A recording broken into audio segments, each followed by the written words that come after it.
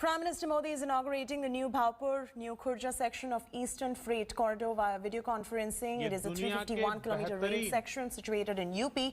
Listen in to what he has to say. आधुनिक control centre में से एक है और ये सुनकर किसी को भी गर्व होगा कि इसमें मैनेजमेंट और डेटा से जुड़ी जो टेक्नोलॉजी है वो भारत में ही तैयार की गई है। भारतीयों ने ही उसको तैयार किया है।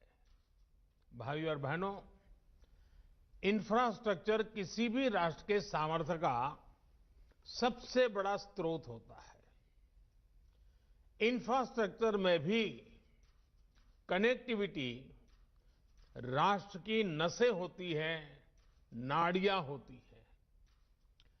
जितनी बेहतर ये नसें होती हैं, उतना ही स्वास्थ्य और सामर्थ्यवान कोई राष्ट्र होता है। आज जब भारत दुनिया की बड़ी आर्थिक ताकत बनने के रास्ते पर की तरफ तेजी से आगे बढ़ रहा है, तब बेहतरीन कनेक्टिविटी देश की प्राथमिकता है। इसी सोच के साथ बीते 6 सालों से भारत में आधुनिक कनेक्टिविटी के हर पहलू पर फोकस के साथ काम किया जा रहा है। हाईवे हो, रेलवे हो, एयरवे हो, वाटरवे हो या फिर हाईवे, आर्थिक रफ्तार के लिए जरूरी इन पांचों पहियों को ताकत दी जा रही है, गति दी जा रही है। ईस्टर्न डेडिकेटेड फ्रेट कॉरिडोर, इसके एक बड़े सेक्शन का लोकार्पण भी इसी दिशा में बहुत बड़ा कदम है। साथियों, ये डेडिकेटेड फ्रेट कॉरिडोर, इनको अगर सामान्य बोलचाल की भाषा में कहें तो मालगाड़ियों के लिए बने विशेष ट्रैक हैं, विशेष व्यवस्थाएं हैं। इनकी जरूरत आखिर देश को क्यों पड़ी? हमारे खेत हो, उद्योग हो या फिर बाजार, ये सब माल ढुलाई पर निर्भर होते हैं। कहीं कोई फसल उगती है, उसको देश के अलग अलग हिस्सों में पहुंचाना पड़ता है। एक्सपोर्ट के लिए बंदरगाहों तक पहुंचाना पड़ता है। उसी तरह उद्योगों के लिए कहीं से कच्चा माल समंदर के रास्ते से आता है।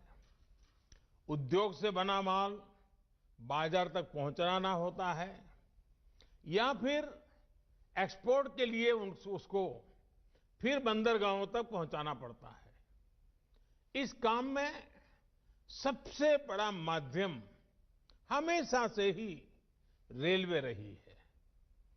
जैसे जैसे आबादी बढ़ी, अर्थव्यवस्था बढ़ी, तो माल ढुलाई के इस नेटवर्क पर दबाव भी बहुत बढ़ता गया। समस्या ये थी कि हमारे यहां यात्रियों की ट्रेनें और मालगाड़ियां दोनों एक ही पटरी पर चलती हैं। मालगाड़ी की गति धीमी होती है। ऐसे में मालगाड़ियों को रास्ता देने के लिए यात्री ट्रेनों को स्टेशन पर रोका जाता है।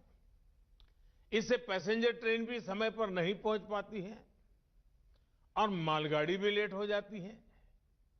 मालगाड़ी की गति जब धीमी होगी, जगह जगह रोक टोक होगी, तो जाहिर है ट्रांसपोर्टेशन की लागत ज्यादा होगी।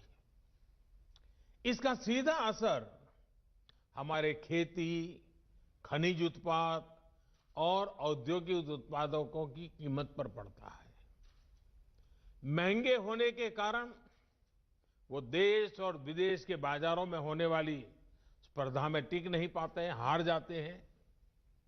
भाइयों और बहनों, इसी स्थिति को बदलने के लिए फ्रेट कॉरिडोर की योजना बनाई गई।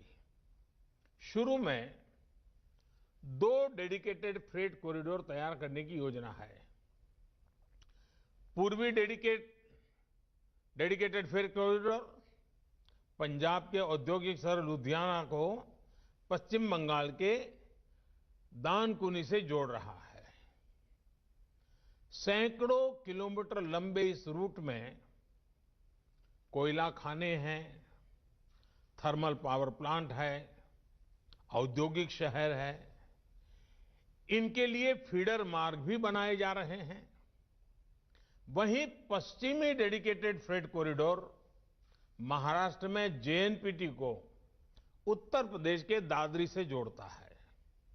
लगभग 1500 किलोमीटर के इस कॉरिडोर में गुजरात के मुंद्रा, कांडला, पीपावाव, दहेज और हजीरा के बड़े बंदरगाहों के लिए फीडर मार्ग होंगे।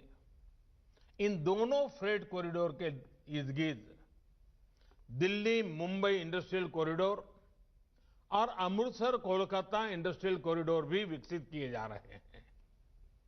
इसी तरह उत्तर को दक्षिण से और पूरब को पश्चिम से जोड़ने वाले ऐसे विशेष रेल कॉरिडोर से जुड़ी जरूरी प्रक्रियाएं पूरी की जा रही हैं। भाइयों और बहनों, मालगाड़ियों के लिए बनी इस प्रकार की विशेष सुविधाओं से एक तो भारत में यात्री ट्रेन की लेट लतीफी समस्या कम होगी। दूसरा ये कि इससे मालगाड़ी की स्पीड भी 3 गुना से ज्यादा हो जाएगी और मालगाड़ियां पहले से 2 गुना तक सामान की ढुलाई कर पाएगी, क्योंकि इन ट्रैक पर डबल डेकर यानी डिब्बे के ऊपर डिब्बा ऐसी मालगाड़ियां चलाई जा सकेगी। मालगाड़ियां जब समय पर पहुंचती और पहुंचेगी तो हमारा लॉजिस्टिक नेटवर्क सस्ता होता जाएगा।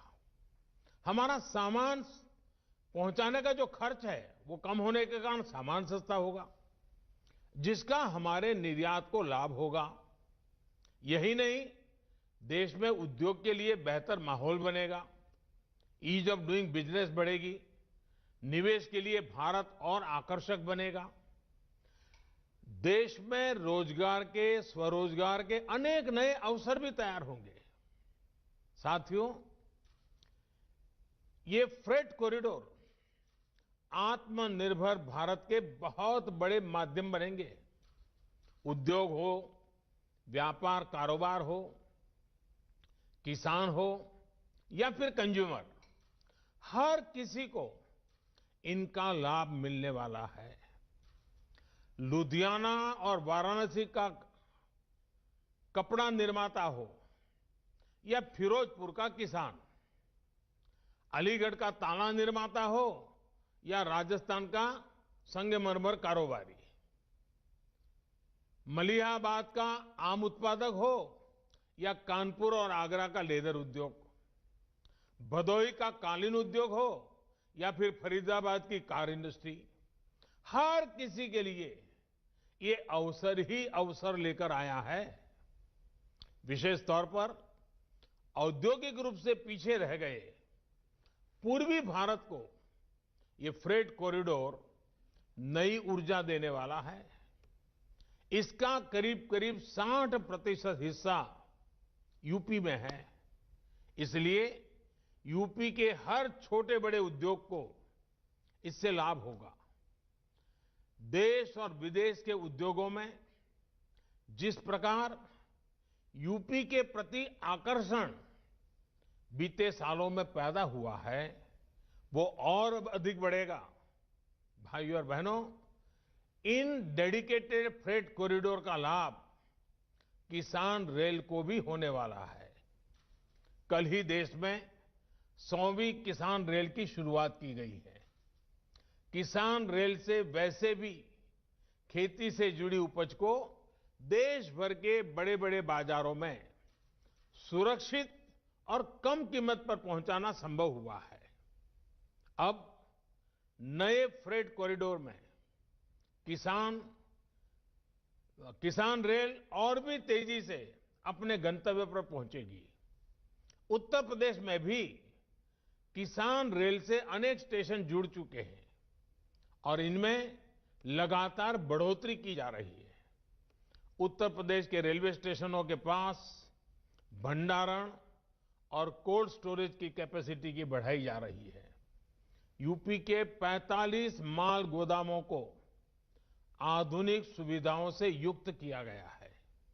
इसके अलावा राज्य में 8 नए गुड्स शेड भी बनाए गए हैं। वहीं उत्तर प्रदेश में वाराणसी और गाजीपुर में 2 बड़े पेरिशेबल कार्गो सेंटर पहले ही किसानों को सेवा दे रहे हैं।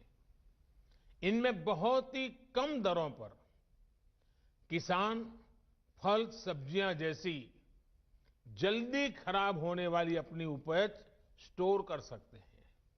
साथियों, जब इस प्रकार के इंफ्रास्ट्रक्चर से देश को इतना फायदा हो रहा है तो सवाल ये भी उठता है कि आखिर इसमें इतनी देरी क्यों हुई। ये प्रोजेक्ट 2014 से पहले जो सरकार थी उसकी कार्य संस्कृति का जीता जागता प्रमाण है। साल 2006 में इस प्रोजेक्ट को मंजूरी दी गई थी। उसके बाद ये सिर्फ कागजों और फाइलों में ही बनता रहा। केंद्र को राज्यों के साथ जिस गंभीरता से बातचीत करनी चाहिए थी, जिस अर्जेंसी से संवाद होना चाहिए था, वो किया ही नहीं गया। नतीजा ये हुआ कि काम अटक गया, लटक गया, भटक गया। स्थिति ये थी कि साल 2014 तक 1 किलोमीटर ट्रैक भी नहीं बिछा गया। 1 किलोमीटर भी नहीं। जो इसके लिए पैसा भी स्वीकृत हुआ था वो सही तरीके से खर्च नहीं हो पाया। साथियों, 2014 में सरकार बनने के बाद इस प्रोजेक्ट के लिए फिर से फाइलों को खंगाला गया। अधिकारियों को नए सिरे से आगे बढ़ने के लिए कहा गया तो बजट करीब करीब 11 गुना यानी 45,000 करोड़ रुपए से अधिक बढ़ गया। प्रगति की बैठकों में मैंने खुद इसकी मॉनिटरिंग की। इससे जुड़े स्टेक होल्डर से संवाद किया, समीक्षा की। केंद्र सरकार ने राज्य सरकारों से भी संपर्क बढ़ाया, उन्हें प्रेरित प्रोत्साहित किया। हम नई टेक्नोलॉजी भी लाए। इसी का परिणाम है कि करीब 1100 किलोमीटर का काम अगले कुछ महीनों में पूरा हो जाएगा।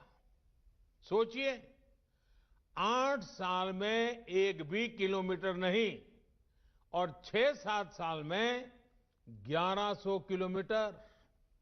भाइयों और बहनों, इंफ्रास्ट्रक्चर पर राजनीतिक उदासीनता का नुकसान सिर्फ फ्रेट कॉरिडोर को ही नहीं उठाना पड़ा है, पूरे रेलवे से जुड़ा सिस्टम ही इसका बहुत बड़ा भुक्तभोगी रहा है।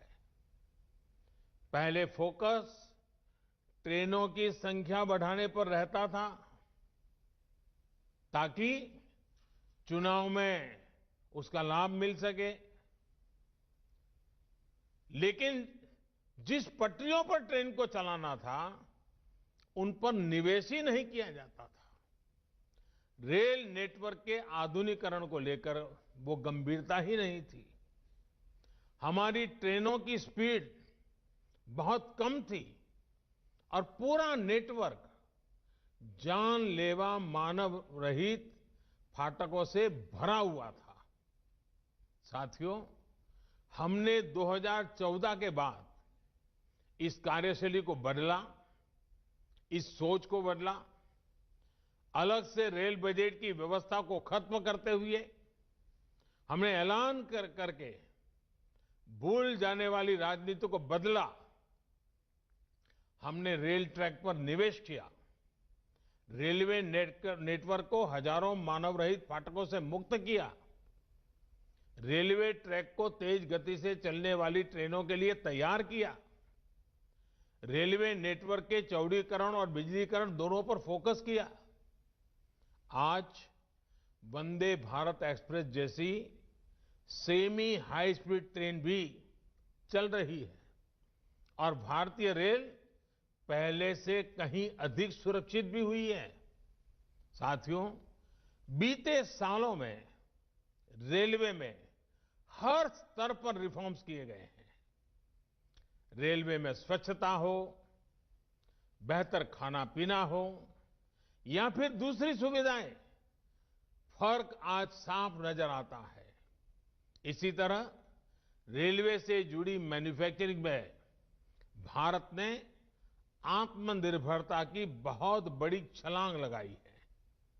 भारत आधुनिक ट्रेनों का निर्माण अब अपने लिए भी कर रहा है और निर्यात भी कर रहा है।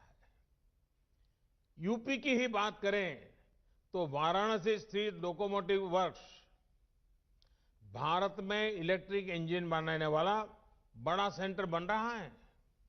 रायबरेली की मॉडर्न कोच फैक्ट्री को भी बीते 6 सालों में डेंटिंग पेंटिंग की भूमिका से हम बाहर निकाल कर लाए हैं। यहां अब तक 5,000 से ज्यादा नए रेलवे कोच बन चुके हैं। यहां बनने वाले रेल कोच अब विदेशों को भी निर्यात किए जा रहे हैं। भाई और बहनों, हमारे अतीत के अनुभव बताते हैं कि देश के इंफ्रास्ट्रक्चर के विकास को राजनीति से दूर रखा जाना चाहिए। देश का इंफ्रास्ट्रक्चर किसी दल की विचारधारा का नहीं, देश के विकास का मार्ग होता है। ये 5 साल की पॉलिटिक्स का नहीं, बल्कि आने वाली अनेकों पीढ़ियों को लाभ देने वाला मिशन है। राजनीतिक दलों को अगर स्पर्धा करनी ही है तो इंफ्रास्ट्रक्चर की क्वालिटी में स्पर्धा हो, स्पीड में स्पर्धा हो, स्केल को लेकर के स्पर्धा हो। मैं यहां एक और मानसिकता का भी जिक्र करना जरूरी समझता हूं, जो अक्सर हम प्रदर्शनों और आंदोलनों के दौरान देखते हैं। ये मानसिकता देश के इंफ्रास्ट्रक्चर को, देश की संपत्ति को नुकसान पहुंचाने की है। हमें याद रखना चाहिए कि इंफ्रास्ट्रक्चर, ये संपत्ति किसी नेता की, किसी दल की, किसी सरकार की नहीं है। ये संपत्ति देश की है, ये संपत्ति आपकी है, देश के नागरिकों की है। हमारे हर गरीब का, हर करदाता का, मध्यम वर्ग का, समाज के हर वर्ग का इसके पीछे पसीना लगा हुआ है, उसका पैसा लगा हुआ है। गरीब ने अपने पेट काट करके पैसा दिया है, तब सब बनता है। इसको लगने वाली हर चोट देश के गरीब, देश के सामान्य जन को चोट है। इसलिए अपना लोकतांत्रिक अधिकार जताते हुए हमें अपने राष्ट्रीय दायित्व को भी नहीं भूलना चाहिए। साथियों, जिस रेलवे को अक्सर निशाना बनाया जाता है, वो किस सेवा भाव से मुश्किल परिस्थितियों में भी देश के काम आती है, ये कोरोना काल में दिखा है। मुश्किल में फंसे श्रमिकों को अपने गांव तक पहुंचाना हो, दवा और राशन को देश के कोने कोने तक ले जाना हो, या फिर चलते फिरते कोरोना अस्पताल जैसी सुविधा देना हो, रेलवे के पूरे नेटवर्क का, सभी कर्मचारियों का ये सेवा भाव देश हमेशा याद रखेगा। यही नहीं, इस मुश्किल समय में रेलवे ने बाहर से गांव लौटे श्रमिक साथियों के लिए 1 लाख से ज्यादा दिनों का रोजगार भी सृजित किया है। मुझे विश्वास है कि सेवा, सद्भाव और राष्ट्र की समृद्धि के लिए एक निष्ठ प्रयासों का ये मिशन अनवरत चलता रहेगा।